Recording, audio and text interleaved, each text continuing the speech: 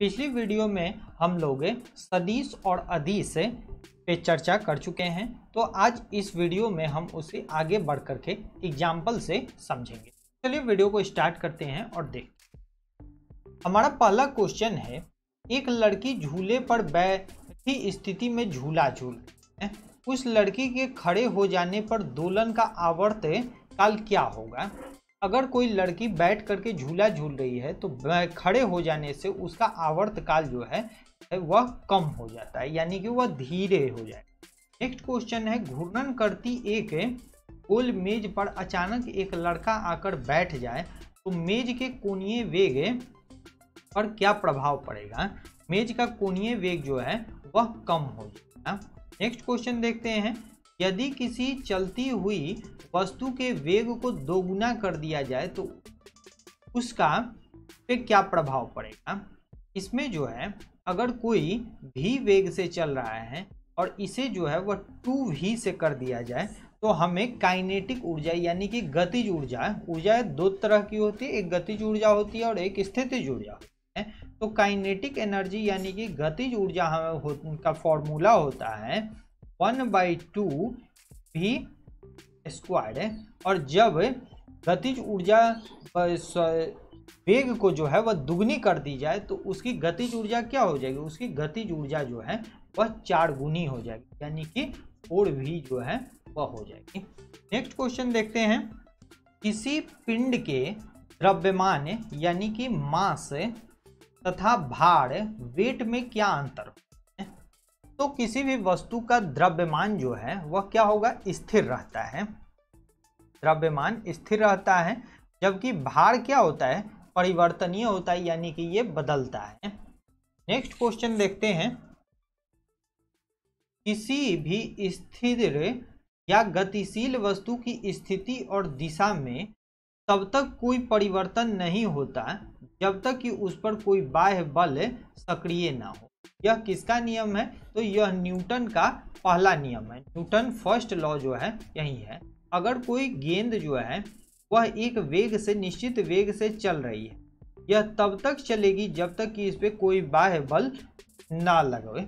बाह्य बल हो सकता है कि वह फ्रिक्शन हो, फ्रिक्शन भी बाह्य बल हो सकता है, या उसे रोका जाए तो इसके कारण जो है इसमें स्थिर आएगी।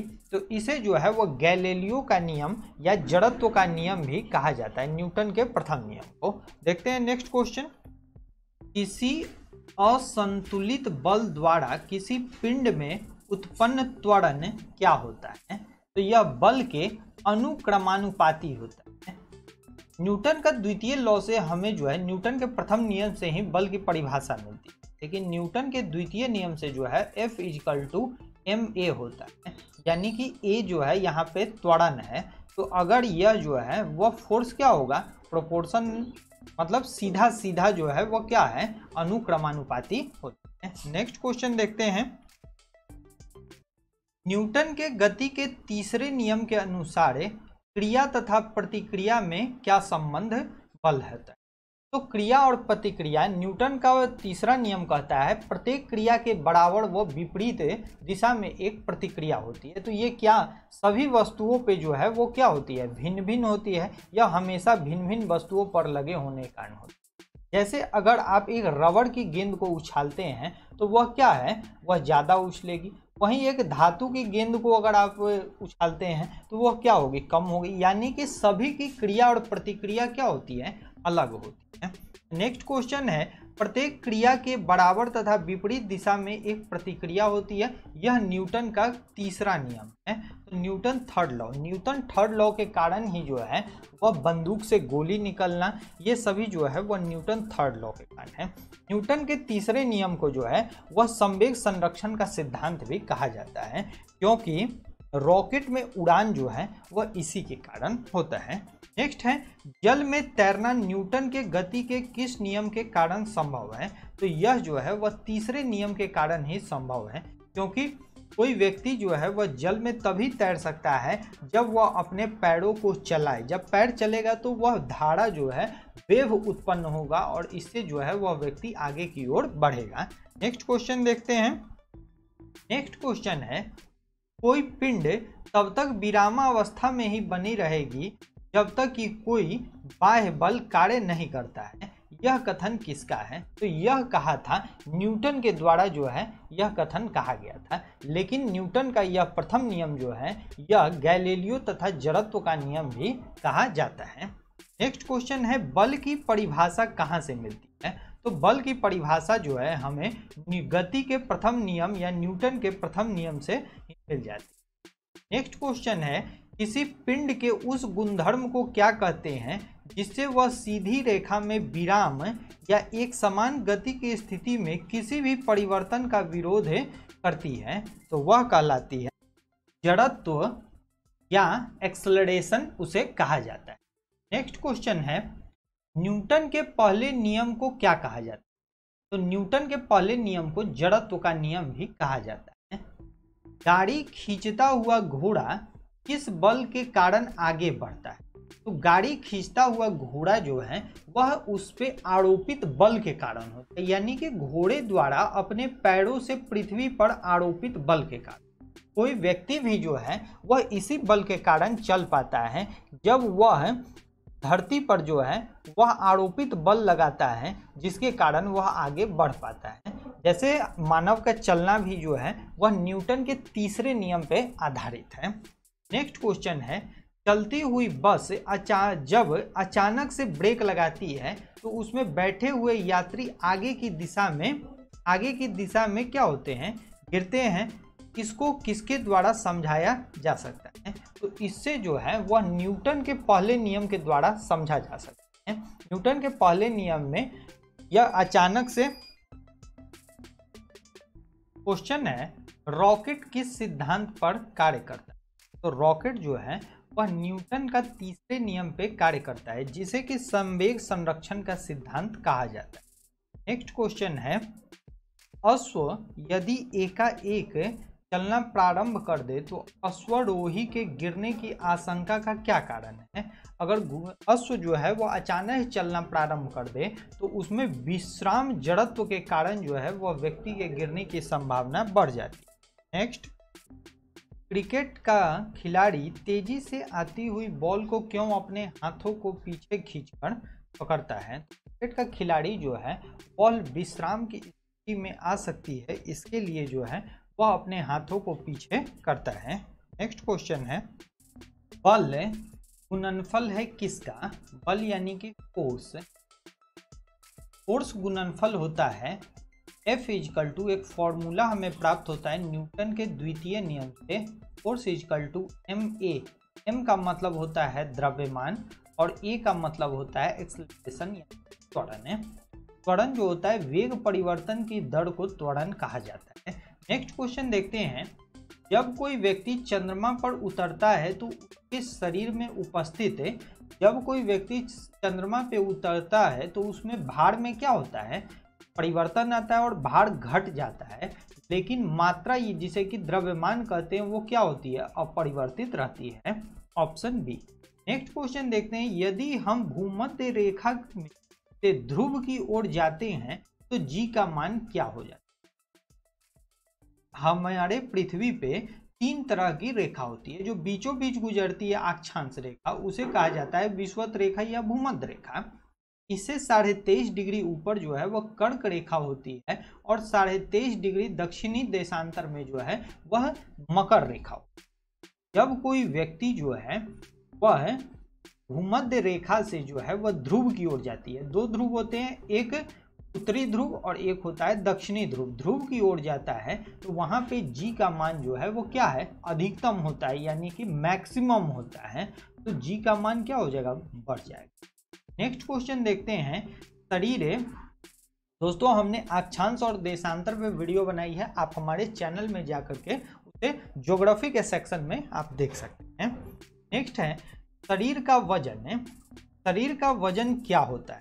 शरीर का वजन जो है वह ध्रुवों पे क्या होगा? अधिकतम होगा। पृथ्वी ध्रुवों पर यह अधिकतम होगा। नेक्स्ट क्वेश्चन देखते हैं, एक अंतरिक्ष यात्री पृथ्वी तल की तुलना में चंद्र तल पर अधिक ऊंची छलांग लगा सकता है, ऐसा क्यों? क्योंकि चंद्र तल पर गुरुत्वाकर्षण बल पृथ्वी तल की तुलना में क्या है? काफी कम है। यह 1/6 है, जो कि पृथ्वी से काफ़ी कम है। इसके कारण जो है कोई भी व्यक्ति अगर चलता है तो वह जो है वह काफ़ी ऊंचाई पे जाएगा। नेक्स्ट क्वेश्चन देखते हैं। 20 केजी के वजन को जमीन से ऊपर 1 मीटर की ऊंचाई पर पकड़े रहने के लिए किया गया कार्य क्या है? तो आपको सबसे पहले कार्य की परिभाषा जाननी चाहिए। कार्य बराबर होता है बल। जब किसी वस्तु पर बल लगाने पर उसमें क्या हो जाए, विस्थापन हो जाए। विस्थापन जब हो जाए तो उसे जो है वह कार्य कहा जाता है। तो जब उसने 20 केजी के वस्तु को क्या किया, ऊपर उठाया, लेकिन उसने पकड़े केवल रखा, तो उसने क्या किया, कोई भी कार्य नहीं किया। और कार्य की इकाई जो होती है वह जूल होती है। नेक्स्ट क्वेश्चन देखते हैं। एक व्यक्ति एक दीवार को धक्का देता है तो उसे विस्थापित करने में वह क्या होता है, असफल होता है। तो उसके द्वारा किया गया कार्य क्या होगा? तो उसने किसी भी तरह का कार्य नहीं किया, क्योंकि दीवार जो है वह फोर्स लगाने पे जो है उसमें विस्थापन नहीं होता है। तो उसने कोई भी कार्य नहीं किया, कार्य की परिभाषा के अनुसार। नेक्स्ट क्वेश्चन देखते हैं। पहाड़ी पर चढ़ता एक व्यक्ति जो है वह आगे की ओर झुक जाता है। जब कोई व्यक्ति जो है वह पहाड़ पे चढ़ता है तो वह आगे की ओर जो है वह झुक जाता है। ऐसा वह अपने स्थायित्व को बढ़ाने के लिए करता है। नेक्स्ट क्वेश्चन है। पीसा की ऐतिहासिक मीनार तिरछी होते हुए भी नहीं गिरती है। ऐसा इसलिए अब पीसा की मीनार जो है वो क्या है, हल्की जो है वह झुकी हुई मीनार है। यह मीनार जो है वह तिरछी है लेकिन गिरती नहीं है, क्योंकि इसका गुरुत्व केंद्र जो है वह क्या है, ऊर्ध्वाधर रेखा के आधार से होकर के गुजरती है। इसके कारण तो इसका गुरुत्व केंद्र जो है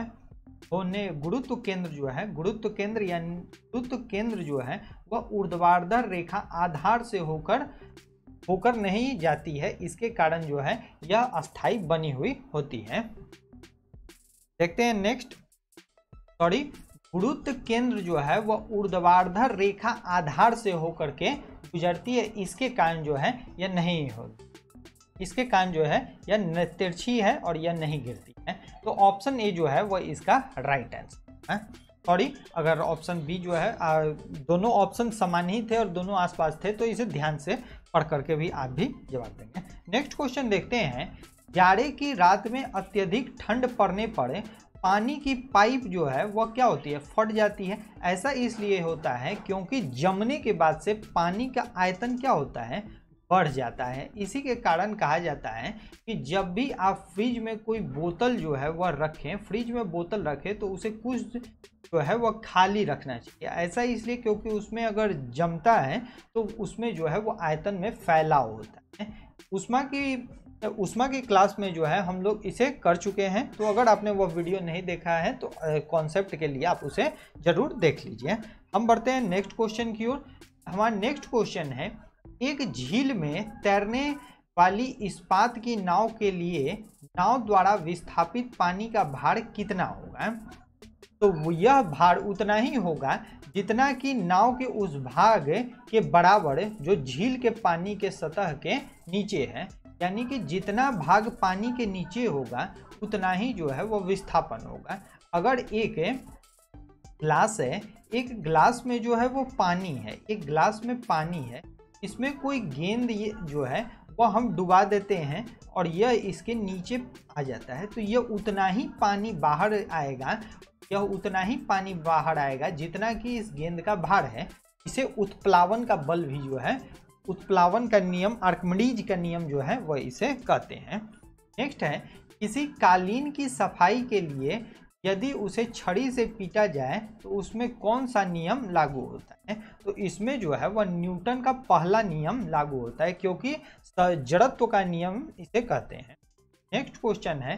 सड़क पर चलने की अपेक्षा बर्फ पर चलना कठिन होता है, ऐसा क्यों? क्योंकि बर्फ में सड़क की अपेक्षा घर्षण क्या होता है, घर्षण कम होता है। इसके कारण हम चलते हैं तो वह घर्षण के कारण ही चल पाते हैं। इसी के कारण जो है वह चलने में परेशानी होती है। नेक्स्ट क्वेश्चन है। रोड़ी युक्त सड़क की तुलना में बर्फ पर चलना कठिन होता है, ऐसा क्यों? हम लोग अभी देख चुके हैं कि बर्फ पे चलना कठिन होता है क्योंकि वहाँ पे घर्षण बल जो है वह कम होता है, लेकिन वहीं जो है वह रोड़ी पे क्या होता है, रोड़ी यानी कि गिट्टी पत्थर, इस पे चलना आसान होता है क्योंकि वहाँ जो है वो फ्रिक्शन मिल जाता है। तो इसलिए पैर तथा बर्फ के मध्य घर्षण बल रोड़ी तथा पैर के मध्य के घर्षण बल की तुलना में क्या होता है, कम होता है। Option B right answer. Next है, लकड़ी के सिलेंडराकार बैरल को खींचने की जगह लुढ़काना आसान हो। जब कोई लकड़ी की या कोई आप गैस सिलेंडर को भी जो है वो अगर आप सीधे खींच करके ले जाते हैं तो उससे परेशानी होती है, वहीं उसे धक्के दे करके जो है वह लुढ़काना आसान होता है। ऐसा इसलिए क्योंकि लुढ़काने पे जो है वो इसका एरिया क्या हो जाता है, कम होता है, क्षेत्र कम होता है, जिसके कारण जो है यह आसानी से जो है वह लुढ़कती है। यानी कि लुढ़कन अवस्था में घर्षण बल फिसलन अवस्था में घर्षण बल की तुलना में क्या होती है, बहुत कम होती है, इसी के कारण। नेक्स्ट क्वेश्चन देखते हैं, एक नदी में चलता हुआ जहाज समुद्र में जब आता है तब जहाज का स्तर क्या होता है, तो जहाज जो है वह थोड़ा ऊपर की ओर उठ जाता है। नेक्स्ट क्वेश्चन देखते हैं, लोहे की कील पाड़े में क्यों तैरते हैं, लोहे जबकि यह पानी में डूब जाते हैं। तो लोहे के कील जो है वह पाड़े में तैरने लगते हैं क्योंकि लोहे का घनत्व पानी से अधिक है तथा पाड़े से क्या है, कम है, इसी के कारण जो है यह तैरने लगता है। नेक्स्ट क्वेश्चन देखते हैं, जब एक ठोस पिंड को पानी में डुबाया जाता है तो उसके भार में ह्रास होता है। यह ह्रास कितना होगा, यह ह्रास उतना ही होगा जितना कि उस ठोस का भार है और वह जितना विस्थापित पानी होगा, यानी कि विस्थापित पानी के भार के बराबर होगा। नेक्स्ट क्वेश्चन है, बर्फ पानी में तैरती है परंतु अल्कोहल में डूब जाती है, ऐसा क्यों? क्योंकि बर्फ पानी से हल्की होती है, बर्फ जो है वह पानी से हल्की होती है तथा अल्कोहल से क्या होती है, भारी होती है, इसी के कारण जो है वह अल्कोहल में डूब जाती है। नेक्स्ट क्वेश्चन देखते हैं, स्टील की गोली पाड़े में तैरती है क्योंकि पाड़े का घनत्व जो है वह स्टील की अपेक्षा क्या होती है, अधिक होती है, इसी के कारण जो है वह स्टील की गोली जो है वह पाड़े में तैरती है। नेक्स्ट क्वेश्चन है, जब कोई नाव नदी से समुद्र में प्रवेश करती है तो यह थोड़ी ऊपर की ओर उठ जाती है। नेक्स्ट क्वेश्चन है, किस तापमान पर जल का घनत्व अधिकतम होता है, तो वह 4 डिग्री सेंटीग्रेड पर जल का घनत्व जो है वह अधिकतम होता है, वहीं उसकी आयतन जो है वह कम होती है। नेक्स्ट है, वस्तु की मात्रा, यह जो है हम ऊष्मा के चैप्टर में इसे देख चुके हैं। वस्तु की मात्रा बदलने पर क्या अपरिवर्तित होता है, तो वह घनत्व जो है वह वस्तु की मात्रा पर निर्भर नहीं करता है। नेक्स्ट क्वेश्चन देखते हैं, तैराक को नदी के मुकाबले समुद्री पानी में तैरना आसान क्यों लगता है, क्योंकि समुद्री पानी का घनत्व जो है वह क्या होगा, साधारण पानी से ज़्यादा होगा, यानी कि जिसमें घनत्व अधिक होगा किसी वस्तु से तो वह उसमें डूबेगा नहीं, और जिसका घनत्व कम होगा किसी वस्तु से तो वह आसानी से डूब जाएगा। इसलिए समुद्री पानी का घनत्व क्या होता है, साधारण पानी से अधिक होता है, इसलिए तैराक आसानी से समुद्र में तैर सकता है। नेक्स्ट है, बादल किस कारण से वायुमंडल में तैरते हैं, तो बादल जो है वह निम्न घनत्व के कारण जो है वह आसानी से तैरते हैं। समुद्र में प्लावित करते आइस वर्ग का कितना भाग समुद्र की सतह के ऊपर होता है, तो यह अंटार्कटिका और अटलांटिक में जो है यह आइस वर्ग पाए जाते हैं। इसमें जो है वह 1/9 भाग जो है वह समुद्र में ऊपर सतह पे हमें दिखाई देते हैं। नेक्स्ट क्वेश्चन है, नेक्स्ट देखते हैं, बांध के नीचे की दीवार मोटी बनाई जाती है। बांध की दीवार नीचे मोटी बनाई जाने का कारण है, गहराई बढ़ने के साथ क्या होता है, द्रव्य का दाब जो है वह बढ़ता है, इसके कारण जो है वह बांध के नीचे की दीवार जो है वह मोटी बनाई जाती है। नेक्स्ट देखते हैं, बर्फ पर स्केटिंग करना क्या प्रदर्शित करता है कि दाब बढ़ने पर बर्फ का गलनांक क्या होता है? बर्फ का गलनांक जो है वह घट जाता है। नेक्स्ट क्वेश्चन है, चौराहों पर पानी के फुहारे में गेंद नाचती है, ऐसा क्यों? क्योंकि पानी का वेग अधिक होने से दाब जो है वह घट जाता है। नेक्स्ट क्वेश्चन देखते हैं, भारी हिमखंड शीर्ष की अपेक्षा निचले तल से पिघलता है। भारी हिमखंड जो है वह शीर्ष पे ना पिघल करके नीचे के तल में पिघलने लगता है, ऐसा क्योंकि निचले तल का दाब जो है वह क्या होता है? अधिक होता है, और दाब अधिक होने के कारण जो है वह गलनांक क्या होता है? घट जाता है। नेक्स्ट क्वेश्चन देखते हैं, दलदल में फंसे व्यक्ति को लेट जाने की सलाह दी जाती है, ऐसा क्यों? ऐसा इसलिए क्योंकि क्षेत्रफल अधिक होने के कारण जो है वह दाब क्या होता है? कम हो जाता है। दोस्तों यहाँ जो है हमने पार्ट 1 जो है वह गति का जो है कंप्लीट किया। उम्मीद करते हैं कि यह वीडियो आपको पसंद आई होगी। अगर पसंद आई है तो प्लीज़ वीडियो को लाइक कीजिए, दोस्तों के साथ शेयर कीजिए, और साथ ही में हमारे चैनल को सब्सक्राइब करके बेल आइकन को जरूर दबा दीजिए, क्योंकि आने वाली लेटेस्ट वीडियो की इंफॉर्मेशन जो है आपको यह, तो इसलिए जो है बेल आइकन जरूर दबाएं। दोस्तों के साथ इस वीडियो को ज़्यादा से ज़्यादा शेयर कीजिए। और एक चीज़ की, अगर आपको किसी भी क्वेश्चन में प्रॉब्लम होती हो, समझने में दिक्कत हो, तो आप हमें कमेंट करके बताएं, या कोई सुझाव हो तो उसे भी हमें आप अपने शेयर करें। मिलते हैं अपने नेक्स्ट वीडियो में। Have a nice day.